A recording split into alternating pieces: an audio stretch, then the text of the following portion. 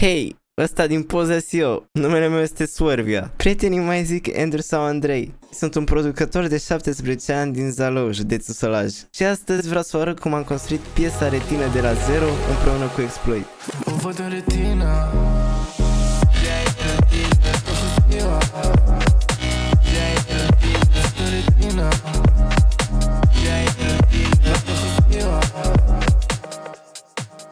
Acum 7 luni, în luna august, Exploit a scos videoul Trapper vs Inteligența Artificială. Atât eu cât și Exploit am lucrat foarte mult pe modelele lui Ian și Azteca, rezultând o piesă chiar foarte bună, pe nume Retină, care a fost repostată de alte canale, care au făcut peste 50k views la piesa asta. În fine, mie și multor oameni din comentarii le-au plăcut foarte mult Retină, așa că m-am decis să o descarc.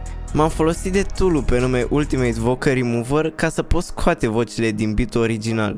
Dacă vreți să folosiți acest tool, care e super bun pentru separa vocile de un beat, puteți intra pe site-ul celor de la Ultimate Vocal Remover și să descărcați installerul de pe GitHub-ul lor.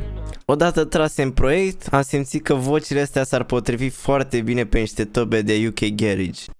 O văd în retină, e atât de cool că minciuna continuă. E intoxicat ca să acopere vina, e prea.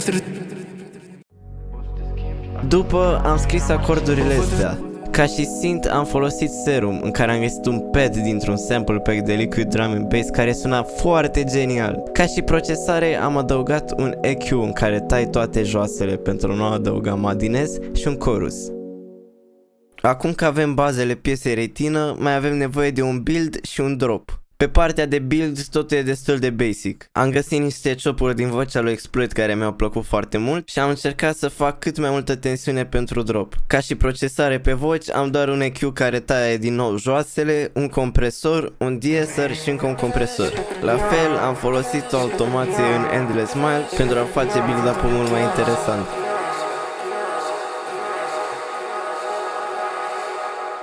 Ok, am ajuns la partea cea mai tare, drop-ul. Drop-ul sincer a avut foarte multe variații. La început suna extrem de diferit.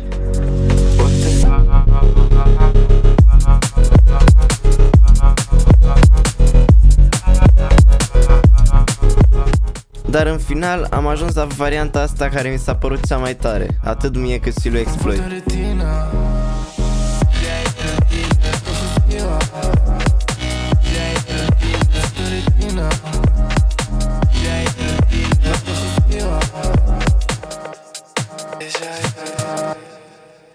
Din nou, ca și synth am folosit Serum, dar pe diferite părți am folosit și pluginul Faceplant, care mi se pare un plugin foarte tare dacă știi să-l folosești la potențialul lui maxim. Am făcut patch-urile astea, ca și procesare am adăugat niște distorsie, un reverb pe top bass, un EQ ca să-i tai joasele, pentru că mai târziu am făcut layer cu un sub. Pe partea a doua am luat top bass-ul din dropul A și am adăugat un LFO tool ca să-i fac o mică variație. Sincer, dropul nu este unul foarte complex, este chiar destul de basic, dar sună foarte bine. De aici am dat un pic de structură piesei și am încercat să adaug elementele finale ca să fie totul complet. Vă zic sincer că pe piesa Retina am lucrat săptămâni sau chiar luni. Niciodată nu e bine să lucrezi în continuu pe un proiect zile întregi, câteodată e bine să-l mai lăsi să stea câte o săptămână ca să ai o viziune nouă, să adaugi chestii noi și tari. Acum că proiectul este aproape gata pentru streaming, m-am gândit că nu e ok să las vocile cu AI. Chiar dacă ele sună foarte bine, acestea au mici artefacte care o să strice la procesul de master. Așa că l-am rugat pe Exploit să-mi trimită vocile pe WeTransfer.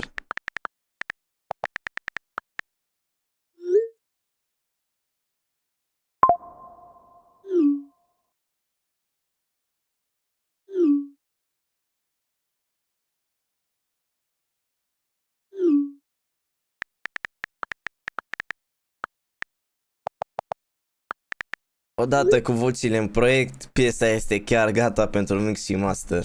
Sincer, după atâtea ore de auzit melodia asta în continuu, nu m-am mai simțit apt să mai fac nimic. Așa că acum îl introducem pe Ambigu, sau Dani. Dani s-a ocupat de tot mixul cât și masterul piesei. A adus piesa Retină ca sound din asta.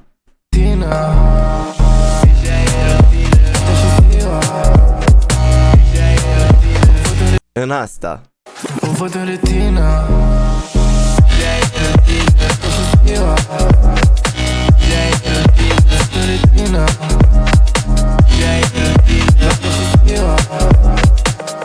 Mi se pare o diferență foarte tare, atât la loudness cât și la claritate. Gata, am terminat piesa. De aici, aceasta se încarcă pe streaming și ajunge la urechile voastre. În final, mă bucur foarte mult să am pe albumul lui Exploit două piese, atât Retină cât și Focus.